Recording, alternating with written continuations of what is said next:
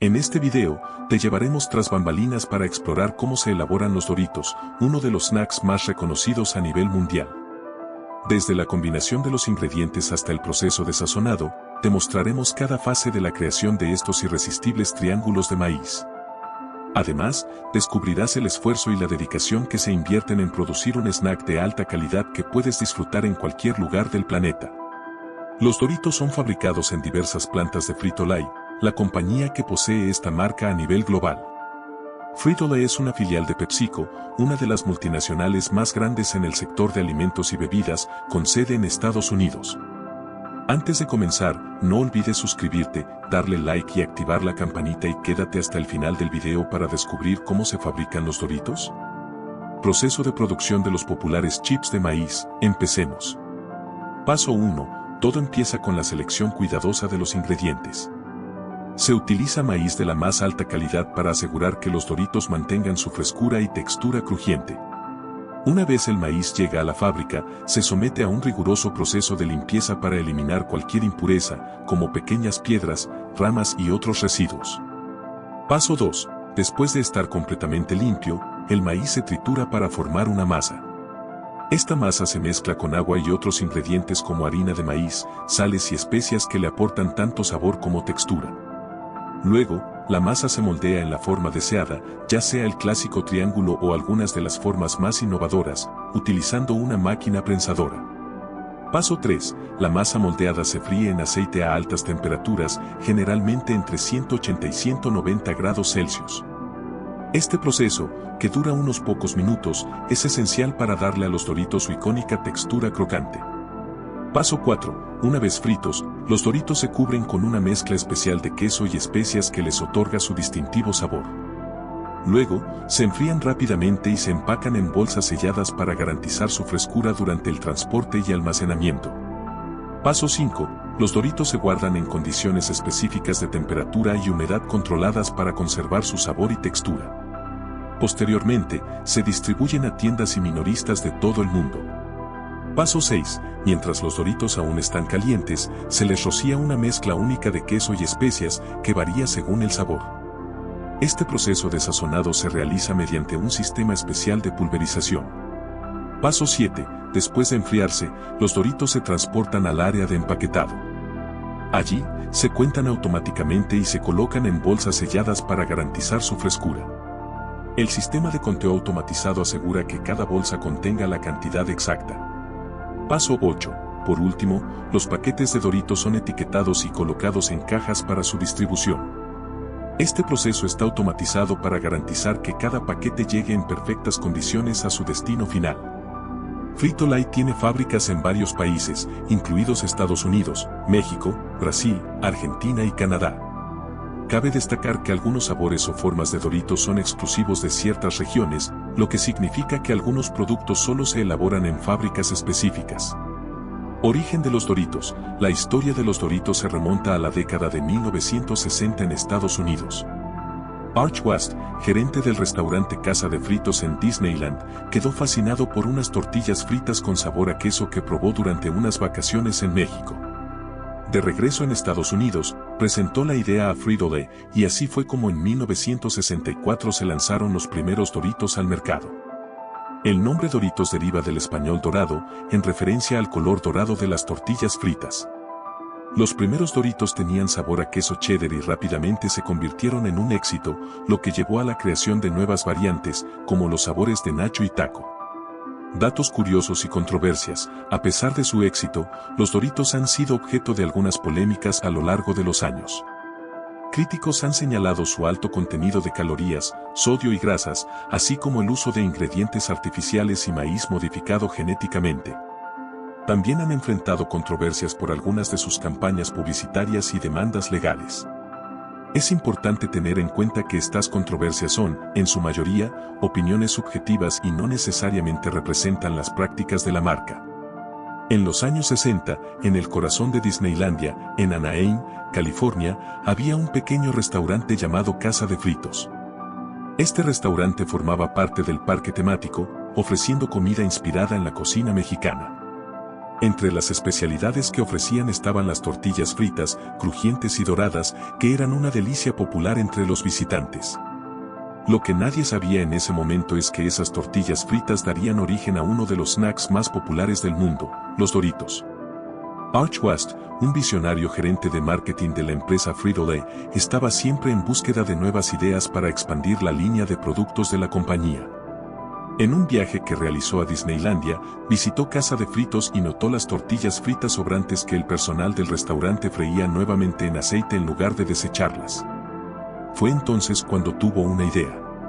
Inspirado por el sabor y la textura de esas tortillas fritas, Arch vio la oportunidad de llevarlas al mercado masivo, pero necesitaban un giro que las diferenciara de lo que ya estaba disponible. Frito-Lay, la empresa para la que trabajaba Arch, era una subsidiaria de PepsiCo, una compañía con grandes recursos y presencia en el mercado de alimentos y bebidas. West volvió con entusiasmo a la sede de Frito-Lay y planteó la idea de comercializar las tortillas fritas como un snack en bolsa. Su visión era clara, un producto crujiente, accesible y que pudiera distribuirse por todo el país. La empresa aceptó el reto, y el equipo de desarrollo de productos de Frito-Lay se puso manos a la obra para perfeccionar la receta. Si has llegado hasta aquí es porque te gusta el video, no olvides dejar tu like, suscribirte y activar la campanita. Me encantaría que comentaras qué te ha parecido esta historia hasta ahora. Continúa para saber más. Una historia curiosa fue la de Thomas. Él era un niño como cualquier otro, lleno de sueños y curiosidad por el mundo que lo rodeaba. Vivía en un pequeño pueblo al pie de una montaña, donde el cielo siempre parecía más azul y los días eran tranquilos. Sin embargo, Tomás siempre sentía que algo le faltaba. Era inteligente, amable y trabajador, pero en su corazón había una sensación de que no estaba haciendo lo suficiente para destacar. Quería hacer algo grande, algo que lo diferenciara de los demás, pero no sabía por dónde empezar. Un día, su madre le compró un paquete de triángulos de maíz en la tienda local. Eran nuevos en el pueblo, y Tomás nunca los había probado antes. Al llegar a casa, se sentó en su rincón favorito del jardín, bajo un viejo árbol, y abrió la bolsa. El aroma a especias lo envolvió, y al morder el primer triángulo, sintió un crujido perfecto que pareció resonar en todo su cuerpo. Fue en ese momento cuando algo cambió. Tomás sintió una chispa de energía, como si ese simple snack le hubiera activado una parte de su mente que nunca antes había explorado. Los triángulos de maíz eran crujientes, sabrosos, y cada mordisco parecía llenarlo de una confianza que nunca había tenido. Con el paquete en la mano, se levantó y comenzó a caminar por el pueblo, pensando en todas las cosas que quería hacer pero que siempre había pospuesto. Al día siguiente, en la escuela, los profesores anunciaron una feria de ciencias que se celebraría en 2 semanas. A Tomás le encantaba la ciencia, pero siempre había sido muy tímido para participar en concursos grandes. Sin embargo, esa mañana, mientras comía sus triángulos de maíz, una idea brillante cruzó su mente: quería construir una maqueta del sistema solar. Pero no sería cualquier maqueta, quería hacer la mejor representación que alguien hubiera visto jamás. Esa tarde, Tomás fue a la tienda de manualidades y compró todo lo que necesitaba: cartón, pintura, alambre y pequeñas esferas de espuma para hacer los planetas. Se encerró en su habitación, con su bolsa de triángulos de maíz al lado, y comenzó a trabajar. Cada vez que sentía que el proyecto era demasiado complicado, tomaba un bocado de sus crujientes snacks, y de repente, las ideas fluían de nuevo. Pintaba los planetas con precisión, organizaba las órbitas con delicadeza y creaba un sistema que incluso se movía, mostrando el giro de los planetas alrededor del Sol. Cuando terminó, se dio cuenta de que había creado algo extraordinario. Era más que una maqueta, era una obra de arte. Durante las 2 semanas que siguieron, no dejó de mejorar su proyecto. En todo momento, sus fieles triángulos de maíz estaban a su lado, como si fueran una fuente de inspiración continua. Llegó el día de la Feria de Ciencias. La escuela estaba llena de padres, maestros y alumnos emocionados. Había muchos proyectos impresionantes, pero la maqueta de Tomás era diferente. No solo era visualmente asombrosa, sino que también tenía un mecanismo que permitía que los planetas giraran con solo presionar un botón. Cuando los jueces pasaron por su puesto, quedaron boquiabiertos. «Esto es increíble», exclamó uno de los jueces. «¿Cómo lo hiciste, Tomás?». Tomás sonrió tímidamente y, sin pensarlo, sacó un triángulo de maíz de su bolsa. Bueno, creo que los triángulos de maíz me ayudaron un poco, bromeó. Los jueces rieron, pero Tomás sabía que, de alguna manera, esos pequeños bocados crujientes habían sido parte de su proceso creativo. Al final del día, Tomás fue anunciado como el ganador absoluto de la Feria de Ciencias. No podía creerlo. Nunca antes había sentido tanta emoción y orgullo. El premio era una beca para un campamento de ciencia durante el verano, donde podría aprender aún más sobre los temas que le apasionaban. Después de ese día, Tomás cambió.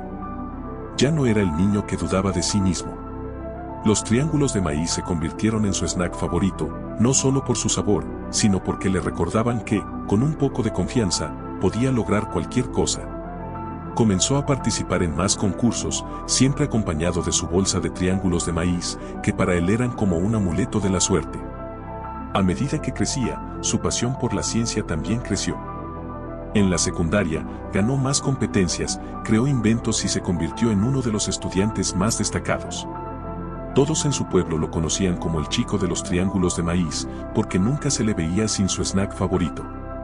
Pero lo que realmente lo distinguía era su perseverancia y su capacidad para enfrentar los desafíos con una sonrisa. Cuando llegó el momento de elegir una universidad, Tomás recibió ofertas de algunas de las mejores del país. Optó por estudiar ingeniería aeroespacial y mientras empacaba para su nuevo viaje, se aseguró de llevar algunas bolsas de triángulos de maíz por si necesitaba un poco de inspiración. Durante sus años en la universidad, Tomás siguió destacando.